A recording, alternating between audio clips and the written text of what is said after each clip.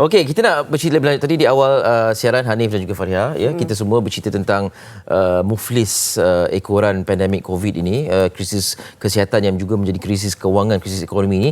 Jadi ada langkah-langkah kita seolah-olah macam diambang muflis itu. Jadi bagaimana untuk mengelak daripada berada di kawasan itu, di threshold itu, supaya dalam tempoh PKP ni kita dapat uruskan kewangan kita dengan baik, dan selepas PKP insya-Allah semua kembali pulih. Ya, insya-Allah. Ya. Baik, kita kenalkan dahulu tetamu kita pada pagi ini iaitu Encik Syamsuddin Abdul Kadir, Perunding Kewangan. Assalamualaikum. Waalaikumsalam warahmatullahi. Lama tak jumpa. Ya, betul. Itulah dia. Terima kasih banyak sudi bersama kami. Amin. Baik, bila kita bercakap mengenai perkataan muflis, itu satu perkataan yang sangat menakutkan sebenarnya, kan? Apatah lagi kita tengok statistik Januari hingga Ogos tahun ini saja 5,066 kes.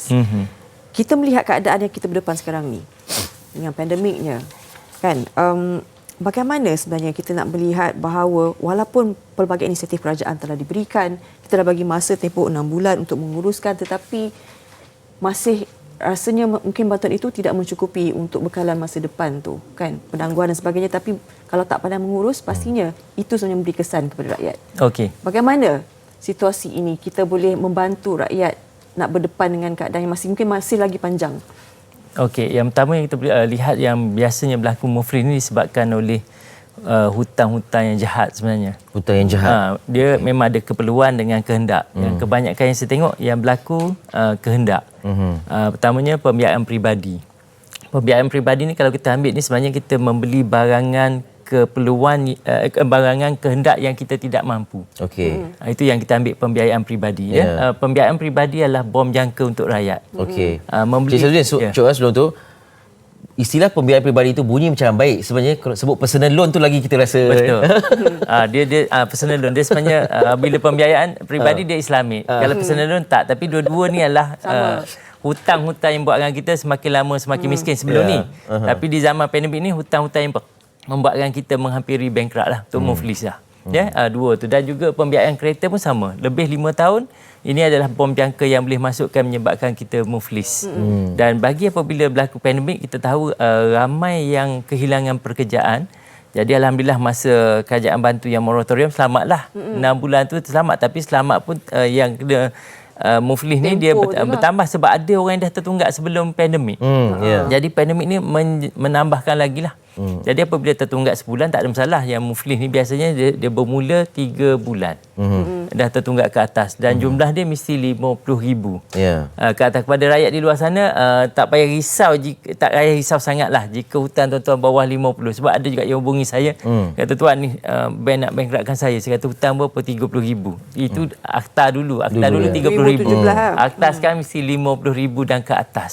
Jadi bagi mana yang contoh dah habis moratorium, masih tak dapat apa-apa pekerjaan ke dan sebagainya, pendapatan, pergi berhubung dengan bank untuk berurusan. Kalau bank pun tak boleh nak bantu kita, sebenarnya walaupun muflis tu benda yang paling kita benci, benda yang paling menakutkan, yang kita tak nak ada dalam sejarah kita, sebelum kita muflis lebih baik kita pergi offer diri sebagai untuk dimufliskan. Supaya tak ada dah interest untuk di-charge kan. Contoh kita tengok dah tak ada cara dah, tak apa kita declare muflis dulu. So bila muflis ni interest dah tak ada dah, insyaAllah dah dihentikan lah berapa banyak itu. Dan dia sebenarnya walaupun muflis di zaman ini kita boleh keluar balik. Keluar balik dalam tempoh 3 tahun. Kalau kita bayar lebih kurang, kalau kita bayar dengan cantik, kita boleh keluar balik. Ni yang mana yang dah tak ada cara dah. Maksudnya dia dah buat hutang jahat, dengar hari ni baru tahu hutang jahat aku dah ada semua. Dah rasa dah tak boleh dah. Cuba cari ikhtiar business income dah tak boleh, dan kita declare cepat-cepat. Sebab interest dia tak akan berhenti. Di hari tu yang kita terhenti bayar moratorium tu ansuran. Kadar charge bank kebanyakannya adalah berjalan seperti biasa.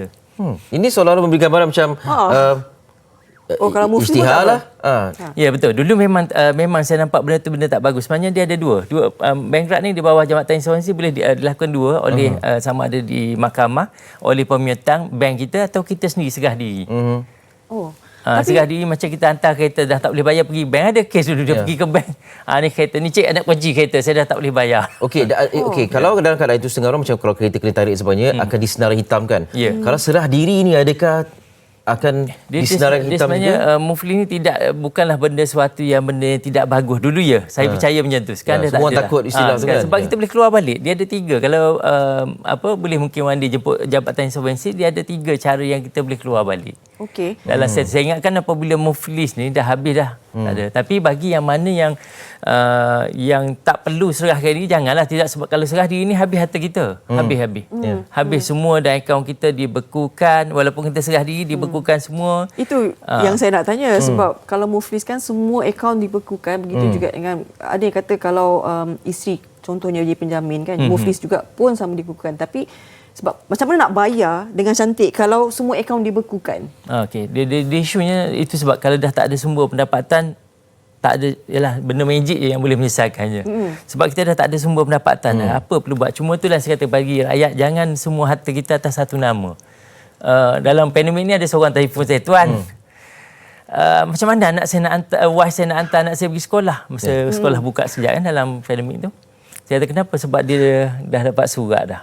Okey. Surat yang bankrupt ni. Memang harta dia kena beku lah. Akaun bersama. Jangan. Kena ada, isteri kena ada akaun dia, kita kena ada. Setiap orang kena ada akaun individu. Ni semua benda akaun bersama dah habis. Nak berat, nak tambah, nak makan musim ni. Jadi kena ada, harta pun sama. Kalau kita ada duit beli 2 kereta, 1 kereta letak nama isteri. Okey, jangan sebab jangan kita tak bersama. tahu. Bukan niat kita nak lari daripada bankrupt. Kita tak tahu apa yang akan berlaku di masa depan. Okey. Tapi kalau menjamin individu pasangan. yang lepas tu muflis, Okey. Dia kalau tengok sebenarnya yang menjamin dia panggil hutang sosial tak apa. Tak kena bankrupt. Hutang sosial ni maksudnya yang untuk contoh anak saudara kita nak sambung belajar. Kita jadi penjamin, yang tu tak akan tak akan masuk status bankrupt. Tapi kalau kita jadi penjamin kenderaan, rumah, ya. okey, baik. Tu grantor ni pun jaga. Jangan jadi penjamin ni bukan sekadar sign tu. Mana kita dah declare, kalau dia tak bayar, aku akan bayar. Kita yang komit untuk ni. Jangan simply Tapi sign. selalunya ia membabitkan pasangan suami Dia isteri sebenarnya tali gantung. The moment kita sign jadi grantor ni, tali gantung dah ada sebelah kita dah. Itulah dia. Memang untuk dimufliskan. Baik. Wallahu a'lam. Okey, kita ada pemanggil talian, barangkali ada soalan ditanyakan juga sebab topik ini topik hangat atas lagi dalam tempoh PKP ni kan. Hello, Assalamualaikum. Waalaikumsalam. Siapa di talian? Puan Zahara. Saya Zahra. Puan Zahra. Puan Zahra. Okey, ada soalan untuk Tuan Samsudin, silakan. Okey, sekarang ni, saya nak tanya. Alright, dulu anak saya ada buat loan bank, loan kereta. Okey, sekarang ni kereta tu dah ditarik dah lama. Saya pernah lupa tahun bila. Dan dia saya rasa mungkin dah disiap muflis ke, saya pun tak faham. Benda ni yang saya tahu dulu, dia kata hutang dia 18,000 dia kena bayar. Hutang kereta tu? Hutang kereta tu lah? Lepas tu sekarang ni benda ni dia diamkan aja, dia biar. Saya tak tahu, saya rasa dah lebih 5 tahun saya rasa. Okey. Kemudian? So sekarang tu dikira macam mana? Okey. Macam tu kalau katalah kita sebagai ibu yang nak tolong, okey, apa yang saya perlu buat? Okey. Maknanya selepas beberapa tahun kereta ditarik, kemudian tiba-tiba ada maklumat diterima ada hutang 18,000 ni, macam tu ya? Dia tak ada maklumat, tapi saya tanya anak, dia kata dia kena bayar 18,000. Dia kata, tapi anak ni buat bodoh je. Okey, baik. Kereta tu dia beli daripada ni ke? Kereta dia beli memang loan kereta baru. Kereta baru. Okey. Kereta tu sekarang? Dah kena tarik, dah lama dah. Okey. Okey, baik. Okey. Terima kasih Puan Zahra, nanti dengar ya. Okey, terima kasih. Ada kereta sudah ditarik, ada lagi tunggakan Okey. hutang. Dia yang satu benda, kita boleh dideclare sebagai bankrupt walaupun kita tak tahu. Contoh macam kes tadi, buat tak tahu. Mungkin dia ambil dulu pembiayaan buat rumah sewa dia. Pemyutan makna bank tu dah filekan di mahkamah, dah dijatuhkan, kita muflis. Kita tak tahu lagi ni. Itu pun mungkin. Check dulu kalau akaun kita semua beku, tu makna kita dah dimufliskan. Okey, macam sebagai mak, boleh pertama kontak Jabatan Insolvensi. Kalau kita boleh dapatkan maklumat on behalf anak, boleh. Kalau tak boleh, bawa anak tu pergi untuk check dulu maklumat. Dia kalau walaupun nampak 18,000, dia gini, hutang ni contoh hutang kat kredit dia 4 tahun sekali dia double.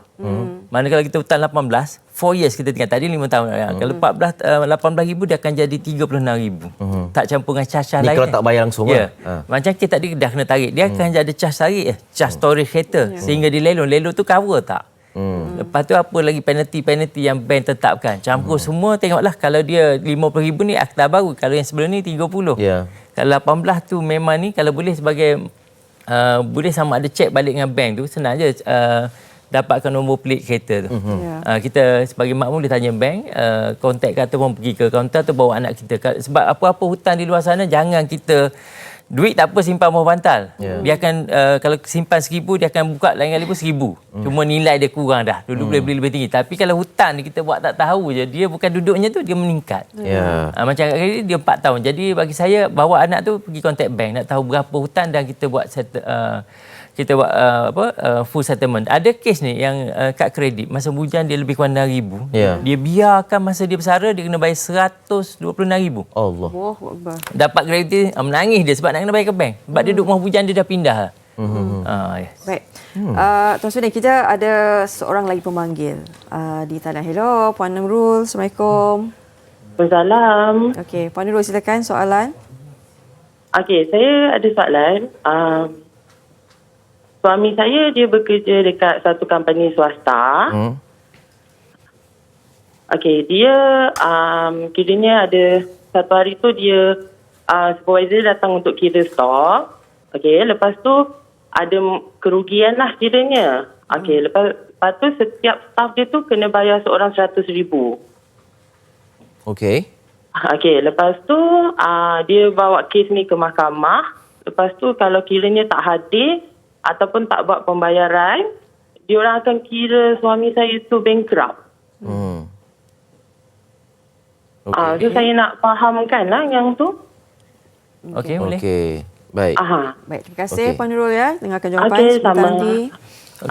Okey, dia sebab apabila maksudnya ni isu mungkin diklasifikasi sebagai kecurian stok lah. Ya, kita bertugas dan barang hilang. Jadi majikan tu bawa kes tu ke mahkamah. Mahkamah jika yalah kalau saya membuktikan kita tak hadir, maknanya kita macam tak defend diri kita lah. Bagi saya bagusnya hadir untuk membuktikan dulu yang kita tak ambil. Kalau kita tak hadir seolah-olahnya yalah kita dah tak defend diri kita. Jadi hakim akan ikut yang itulah. Jadi apabila memutuskan dia dah berhutang kan akta bankrupt ni 50,000. Tadi 100,000. Memang akan jadi muflis. So bagi saya hadir ke mahkamah. Dia tak ada benda yang lebih menakutkan daripada mati je. Lain pada tu insya-Allah boleh selesai. Cuma kena ada ilmu je. Mati ni memang tak boleh dah. Dan jangan lepas tangan lah. Jangan. Just pergi ke mahkamah. Tak ada masalah. Okey. Baik. Kita bercakap tentang muflis ni. Okey, apa yang sedang kita bincang daripada awal dan sehingga sekarang termasuklah daripada kalangan pemanggil ni ialah dah terjebak ni. Ya, betul. Okey, kita bercakap tentang 20% daripada golongan muflis ni adalah golongan belia yang menjadi harapan untuk menggerakkan ekonomi negara dengan perbelanjaan dan sebagainya. Jadi untuk golongan ini supaya 25 ni harapnya dapat turun angkanya dari segi muflis ni. Bagaimana pengurusan kewangan ini? Inilah golongan yang kredit kad akan suka pergi kepada mereka, pinjaman-pinjaman dan sebagainya. Okey, dia yang perkara pertama yang paling penting elakkan itulah kad kredit ni. Nak guna boleh, tapi isunya kena bayar habis. Kalau rasa memang tak boleh bayar sebab gini, kalau apabila guna kad kredit bahaya juga. Ada sebenarnya ada kajian menunjukkan apabila kita guna kad kredit, belanja guna kad kredit, kita akan belanja 17% lebih ekstra. Kalau kita guna cash, pembelanjaan sebulan kita 1,000 contoh. Pembelanjaan guna kad kredit dia akan jadi RM1,170. Setiap bulan tu. Kalau let's say 1,000 kita memang akan bulan, ekstra 17%. Ya, at least 17%. Purata ni kajian dah dibuat dah. 17%. Mungkin kita dapat poin betul, tapi kalau kita bayar full tak apa, bagus. Tapi full pun kena ingat kita akan dah 10 extra 17%. Kalau 10,000 kita biasa belanja sebulan dia akan jadi 11,700. Itu yang perlu kita tahu. Dan yang ni elakkanlah, kalau boleh tak perlu guna jangan guna ataupun simpan kat rumah je, tangan emergency je bawa. Dalam keadaan macam ni dah kredit kad tu dia macam dah keperluan dah. Dia isunya sebab kita kena tahu kadar dia. Kadar dia adalah 18%. Maknanya 4 tahun dia jadi double. Memang dah terdesak tapi mampu tak lepas pandemik ni kita nak settle. Baik. 4 tahun jadi double. Dan yang keduanya Ar-Rahnu yang pajak gadai tu menjaga tu hutang kedua paling jahat. Dia sebenarnya kalau kita dah teruk dah situasi. Baru nak tanya tadi, ada emas besar ni. Dia boleh tapi untuk short term tak apa. Kalau macam short term tak ada masalah. Boleh guna, jangan lama je. Kalau kita nak letak ni rasa-rasa tak boleh bayar, better kita jual. Better kita jual. Saya nak tanya, kalau penggunaan kredit kad kan. Katalah sekarang kita dah mengguna amount-nya agak banyak. Kalau kita rasa macam moratorium kan kita bila dah lepas ni nanti kan kita susah juga sebab tak ada pendapatan dan sebagainya nak bayar macam mana. Adakah kita perlu call bank bila dah tu terus hentikan dahulu? Okey, dia ada banyak cara. Satu cara adalah untuk dapat diskaun sehingga 70%. Macam mana tu? Itu kena pandai Macam teknik. best. Teknik dia sebenarnya berhubung dengan bank je. Bagi tahu bank, saya dah tak boleh dah. Saya dah berhentikan kerja, dah tak ada income apa. Kan nak saman lah. Kata tak, ni ambil duit ni saya dah ambil bawah batal apa semua pecah tabung anak dan semua adalah 3,000. Hutang kita 10,000 contoh. Kalau nak ambil ni tapi settle. Yes. Kalau hutang lebih daripada 4 tahun, insya-Allah boleh. Kalau hutang lebih 4 tahun. Sebab gini, apabila lebih 4 tahun hutang kita tu sebenarnya yang dia tinggal dalam akaun, contoh kita beli meja ni lah 4,000. Ya. Kalau hutang kita contoh dah 8 tahun. Yang kita duk bayar bukan meja, yang duit bayar meja dah habis lama. Tu duit keuntungan bank, interest bank je. Itu yang dia boleh negotiate. Tengoklah ada orang boleh 70, 50, 40. Okey. Dan ataupun kita ambil hutang kita minta dia restructure untuk bayar 2 tahun, 3 tahun bulanan. Boleh? Kalau kita stop memang kena potong. Maknanya banyak sebenarnya cara. Kena pandai nego orang kata kan. Cuma itulah tadi Cik sebenarnya sebut saya dah tak ada kerja, saya diberhentikan sampai. Itu barangkali kriteria yang membolehkan bank berbudi bicara itu. Betul. Sebab kalau tidak dia tak dapat langsung. Daripada tak dapat langsung, kalau saya pun sebagai ni better ambil 3,000. Okey, kalau orang tu masih lagi bekerja, dapat gaji seperti biasa, tapi nak nego macam ni juga, boleh ke tak boleh? Boleh jika hutang tu lebih 4 tahun. Lebih 4 tahun mesti dapat 30%. Tengok atas ni lah, tengok atas di antara bank dengan kita. Dan satu lagi tak boleh kat buat restructure 2 tahun. Dia jadi rendah. Kadar tu akan jadi 6%, 7% je. Kalau tidak 18%. 18%. Wow, okey. Semua terhenti kat macam mana persen? Selain daripada kredit kad tadi, bagaimana penggunaannya itu yang bahaya. Seterusnya? Okey, yang pembiayaan peribadi dah kalau dah ambil memang dia hutang yang buatkan kita semakin lama semakin miskin. Jadi kalau ada pandemik bertambah miskin lah apabila pendapatan kita berkurangan. Jadi itu pun restructure balik dengan bank. Walaupun dah habis moratorium tak ada benda yang tak boleh selesai. Pergi ke bank nak negotiate. Saya ada seorang klien saya, dia pergi sini kan. Hutang dia bayar bank rumah 3,200. Dia deal dengan bank boleh untuk setahun. Daripada sekarang ni yang bulan September itu, sekarang Oktober 1,200 je. Lepas habis tahun baru jumpa bank balik untuk negotiate. Banyak juga dia yang diturunkan. Dia banyak tu. Jadi apa-apanya bagi saya bank pun dia pun bergantung pada kita pun bergantung pada dia. Bagi saya kena berhubung. Jangan duduk diam macam tadi lah tak bayar kereta kena tarik duduk diam, jangan tuan. Itu memang ke bala-bala lebih besar keluar. Dia bukan macam duit kita simpan bawah dia tak berubah, yang lain semua berubah. Pihak pemberi hutang pastinya daripada tak boleh bayar langsung lebih baik diuruskan kembali. Ya, betul. At least sekurang-kurangnya dapat pemerintah dapat juga sikit kan.